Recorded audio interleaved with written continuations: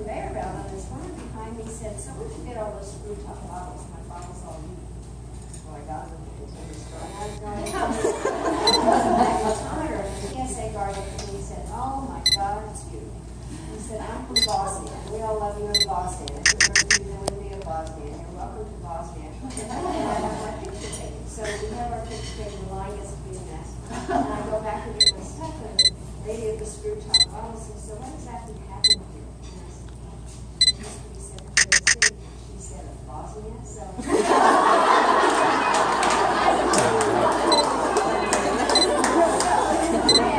delighted to be here and wonderful to be in Las Vegas, and especially to see all of you and be able to do something useful on behalf of my good friend Hillary Clinton. I know you just saw this video, and let me just say that everything that I said there is doubly true in terms of that she is the most experienced person that I've ever seen run President of the United States. And she really is remarkable. Let me just kind of tell you how I got to know her. We went to the same college, Wellesley. She's 10 years younger than I am, but I do know where she got her study habits.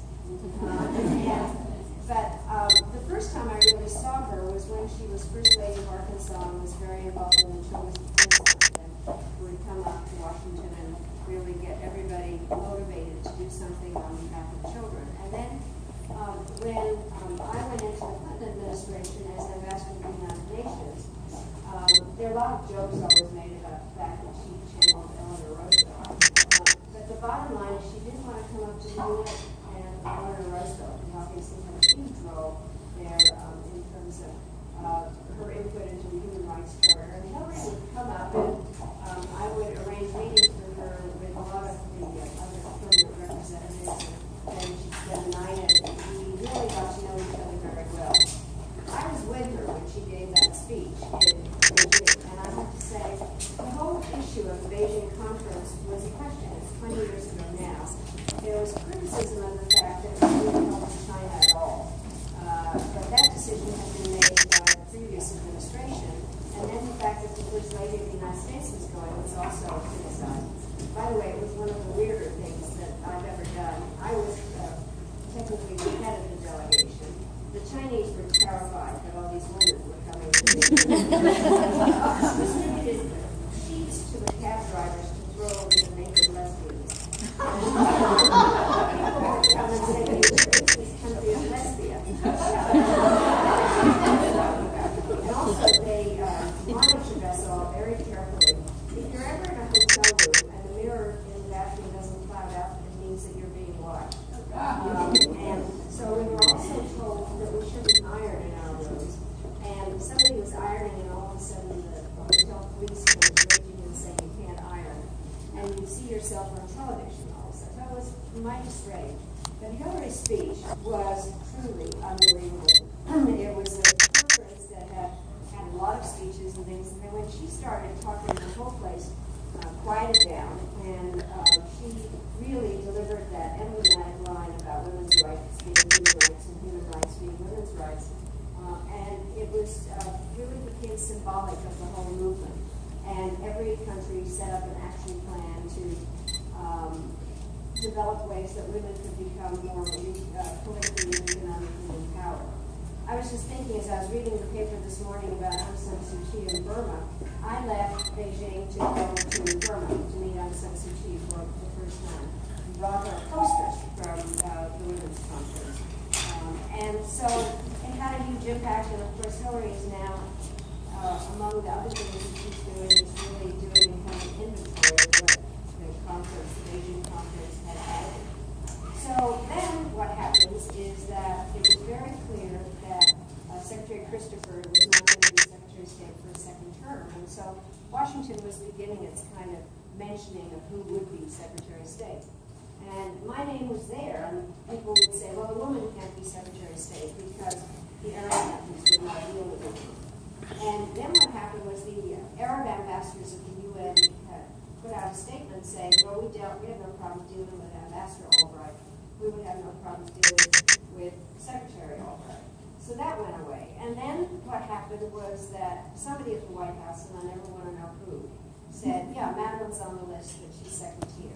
And And that made everybody furious, the women, that is. And so the question was, how did it happen? Well, I now know how it happened because President Clinton said so publicly when we were traveling abroad once I was Secretary of State. We used to do this thing where the three of us would go someplace together, and I would introduce Hillary, she would introduce him. So he said that during this period of the great mentioning, Hillary would say to him, why wouldn't you name Madeleine? She is closest to your views, expresses them better than anybody else, and besides it would make your mother happy. So that was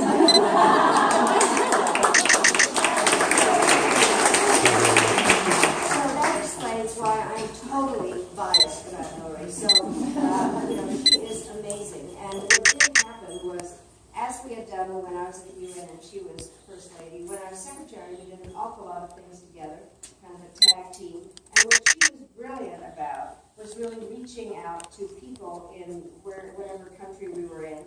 And it's the kind of thing that she did as Secretary of State, of really understanding that not all the meetings take place in those fancy rooms, that you really have to understand the societies that you really are trying to impact or have a relationship with them.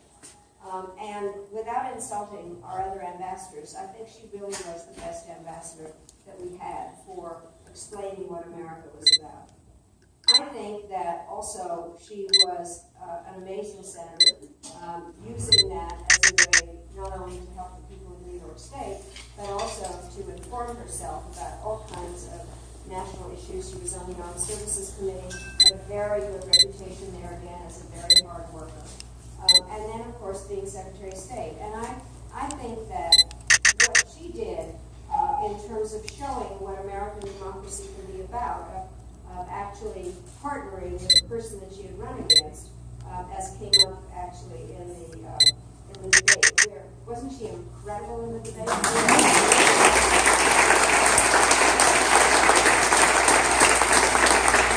far as you're concerned, it will always be known as the Las Vegas debate, where Hillary showed that she could be President of the United States. So you should be very proud.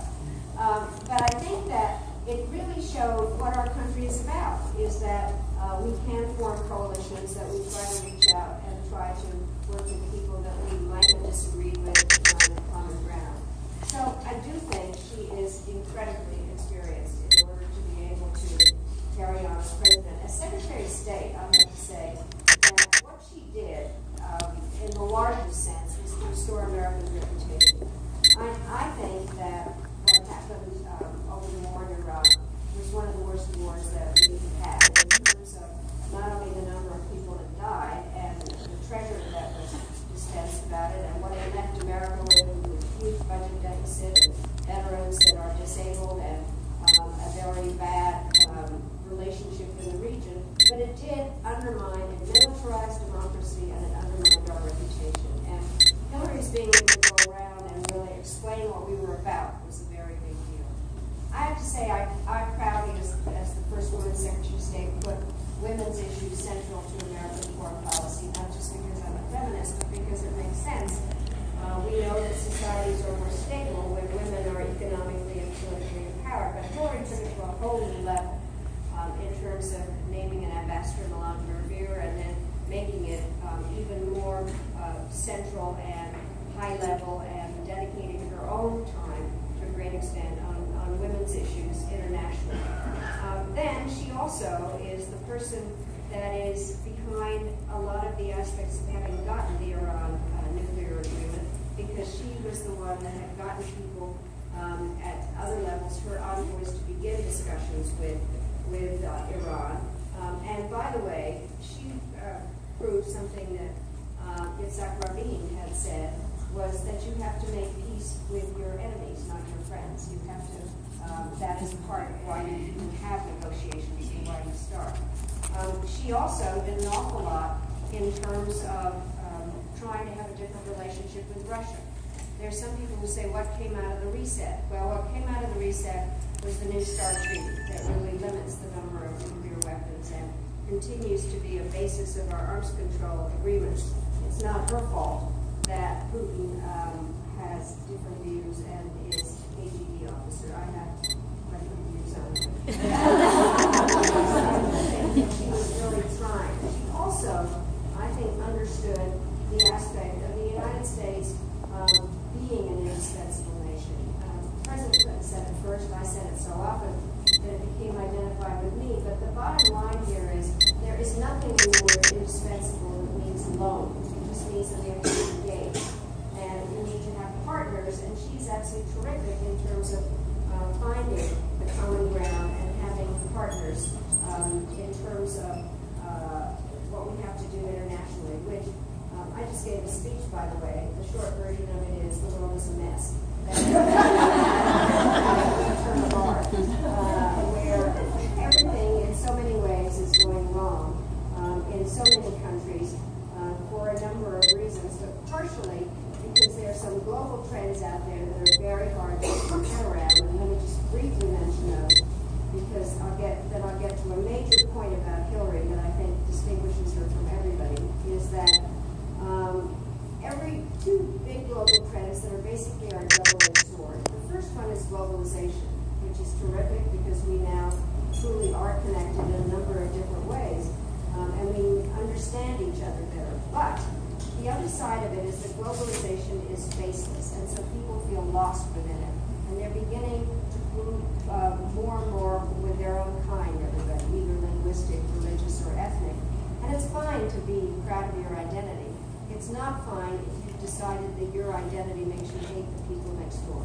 And so it evolves into something that I call hyper-nationalism, and is very dangerous.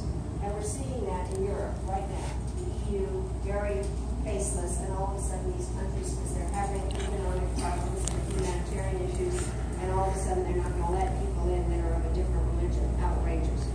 The other big trend is technology. Everything that's been happening in technology. And it's amazing because we now, a farmer in Kenya can pay bills on a mobile phone, or a woman in Ghana is able to figure out whether there's going to be an influenza epidemic. Any number of amazing things. But what it has done, and those of you in the room who are all political and believe in political parties know that there needs to be some organization.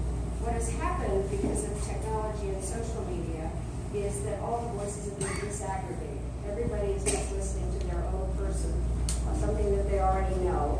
By the way, I try desperately not to do that. Therefore, when I drive in Washington, I listen to right-wing radio. Do not be near me. But basically, it's important to listen to things you disagree with. But what has happened as a result of that is that organizations, political organizations, have kind of dissipated. And I stole this line from somebody, but I love using it, is that people are talking to their governments on 21st century technology. The governments hear them on 20th century technology and are giving 19th century responses. And so there's no faith in institutions. So how does this get to Hillary? The bottom line here is that I think this is always very hard to explain to foreign policy world and offer to other people, is that you can't do foreign policy if you don't understand domestic policy. And very few people really have the range of understanding domestic policy and do foreign policy. And Hillary is one of the few people I know that has both parts of her brain attuned to that, because the politics of foreign policy, what is doable, what has to be done to protect our democracy and to help others have a stable world. And we're better off if other people are better off. So I just can't say enough about why I think she would be fantastic. And we would make history. We would all make history together. And there's nobody that would be a better president. So I thank you very, very much for your support. I hope that you all really sign up publicly for Nevada Women for Hillary, because I think the more that it's evident, as soon as it is a year away, nevertheless, I think this kind of early support makes all the difference in the world. And having you all here and supportive and publicly supportive, I think, is just going to be the best. So thank you, and I'm happy to answer this.